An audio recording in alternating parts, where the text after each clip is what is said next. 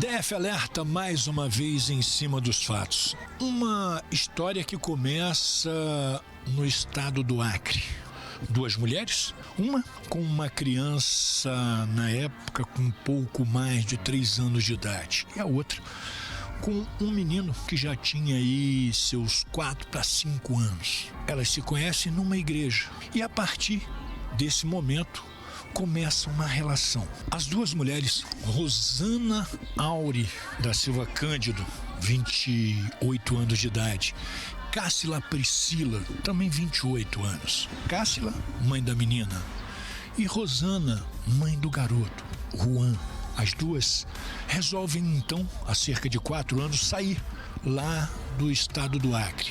Rodam outros estados, só que elas saem sem o consentimento, sem a autorização dos pais das crianças. Elas passaram, fugindo do Acre, por pelo menos 2 estados da federação além de Brasília. Passaram por Alagoas e passaram por Goiás. E resolvem vir morar em Brasília. Moram em algumas cidades, até virem a morar aqui, na 619, Conjunto 3. Aqui nesse local. Vocês chegaram a ver as crianças? Vocês tinham contato? Não, a gente nunca viu as crianças em si. A gente via mais a menina, né, com as duas. E o menino, a gente de vez em quando a gente via ele, que ele tava, né, cabelo grande, com roupa mais afeminada, mas muito pouco. Até mesmo para colocar o lixo para fora, era uma coisa assim que eles corriam e colocavam e a gente nem via. E na sexta-feira, elas decidem que iriam dar fim a Juan. Queriam tirar a vida do garoto. Saem de manhã, compram uma faca e à noite a mãe do garoto pega a faca e dá uma facada no coração do menino. O crime foi planejado pelo menos com 1 mês de antecedência.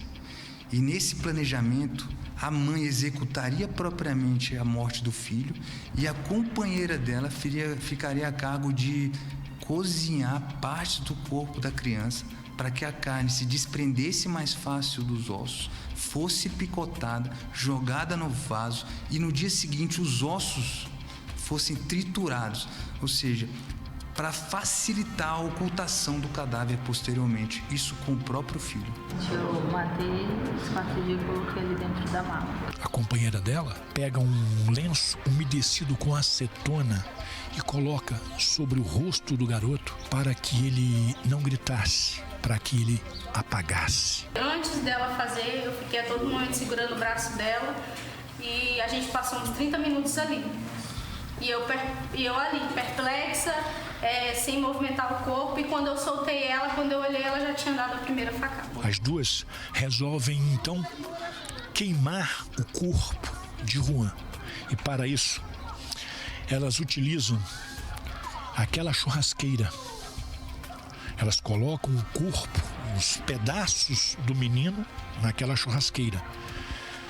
A Ana queria fritar a pele dele inteira e as carnes, ela queria cortar tudo, jogar dentro do vaso sanitário e os ossos seriam tudo triturados, para que ele desaparecesse mesmo. Na hora desse esquartejamento, eu via de longe. Então, ela dizia que estava ruim, que não tinha como cortar, e eu dizia, deixa assim mesmo, porque o intuito dela era desaparecer mesmo. E começam a queimá-lo. Só que o cheiro e a fumaça chama a atenção dos vizinhos. Bem ao lado estava tendo um evento, uma festa. E aí, elas então decidem por um outro caminho. Decidem colocar os pedaços em uma mala e em 2 mochilas. Rosana caminha por cerca de 1 quilômetro com a mala até chegar nessa boca de lobo aberta, e aqui ela dispensa, joga a mala aqui dentro. Na quadra de esporte ali em frente, alguns jovens estavam jogando bola, praticando esporte. E ao verem essa situação, perguntam para ela o que era isso. Ela então diz que eram roupas velhas, que ela estava querendo se mudar e jogou as roupas aqui dentro. Ela vai embora, sai caminhando e os rapazes vêm aqui na curiosidade para saber o que tinha dentro da mala. E ao abrirem a mala, a cabeça de Juan cai. Ficamos sabendo que as características da mulher era de uma albina, e não era uma albina, conforme nós vemos, era uma pessoa com cabelo pintado.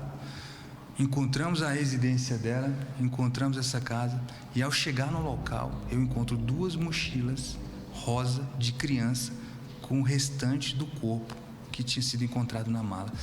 Quando a gente observou dentro dessas mochilas, a gente viu os olhos da criança e braços e pernas cortados.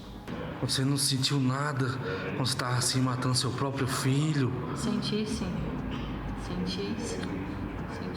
Você está arrependida pelo que você fez? Bastante. Mas as alegações dela aqui durante o nosso flagrante foi que a criança era um empecilho para o desenvolvimento do relacionamento dela. A criança era desobediente, a criança remetia ela a um passado de sofrimento com os parentes e o pai da criança. São essas motivações que levaram ela a matar a criança dessa forma tão bárbara. Você também ajudou a cortar a criança? Não, eu não fiz, não cortei, não guardei, só ajudei. Ajudou o quê? Só auxiliei mesmo. Mas colocar na mala, essas coisas. E a mutilação do Juan? Por que ela teria cortado o órgão genital desse garoto? Elas nos deram 2 motivos. O primeiro motivo é que essa criança se masturbava muito. Isso as incomodava, né? Então elas, diante de um comportamento sexual reprovável na concepção delas, até porque elas, segundo, tinham uma formação evangélica, e isso elas reprovavam muito, elas cortaram o pênis para diminuir essa prática de masturbação da criança. Um outro motivo também que elas nos disseram foi que ele tinha vontade de ser menina por morar numa casa em que o casal era um casal homoafetivo de 2 mulheres, mais uma criança do sexo feminino. Então ele demonstrava esse desejo de ser uma menina tal qual a irmã adotiva que tinha lá, dopando ela para isso. Segundo elas, usaram dipirona, algum medicamento que a gente ainda não sabe. Costuraram a região genital da criança com linha e agulha normal, fizeram de forma rudimentar aqueles curativos e mantiveram ela em cárcere por todo esse tempo. Importante dizer que a gente apurou que ao longo de todo o tempo em que ela saiu lá do Acre para cá, ela não foi matriculada em qualquer escola. Hoje nós entendemos por quê, para esconder essa transformação que ela fez com a criança e para também evitar ser capturada, já que ela vinha fugida do local porque tinha perdido a guarda para o pai. Essa irmã presenciou o crime, doutor? Os elementos de informação que a gente vem coletando ao longo do tempo mostra que sim. Eu designei ela para o depoimento especial junto a uma equipe especializada, mas eu posso te afirmar que durante a lavratura do flagrante nós colocamos ela para desenhar algo, até para poder distraí-la, para que ela não fosse envolvida naquela atmosfera bárbara que estava ali. E um dos desenhos que ela fez me chamou a atenção. Ela desenhou uma criança com cabelo grande, do sexo feminino, portanto, deitada no chão, com o tronco, com as entranhas para fora. Uma criança de 8 anos fez esse desenho que eu estou te falando. Isso na noite do crime. Ela não disse por que devolveu o menino para o pai, já que ele era um problema para ela? Por que ela não o devolveu ao pai? E assim acabaria o problema sem precisar ser dessa forma. Ela nos disse que tinha um ódio muito grande pela família, porque tinha sofrido maus tratos quando morava na casa dos sogros. E eu posso já dizer para você que isso não é verdade, porque conversei com os sogros e vou na cidade do Acre para traçar todo esse perfil extrafamiliar, para a gente ter uma noção do que realmente aconteceu, já que essas crianças foram mantidas em cárcere privado durante 5 anos. E é mais esse crime que eu quero provar e quero que elas respondam.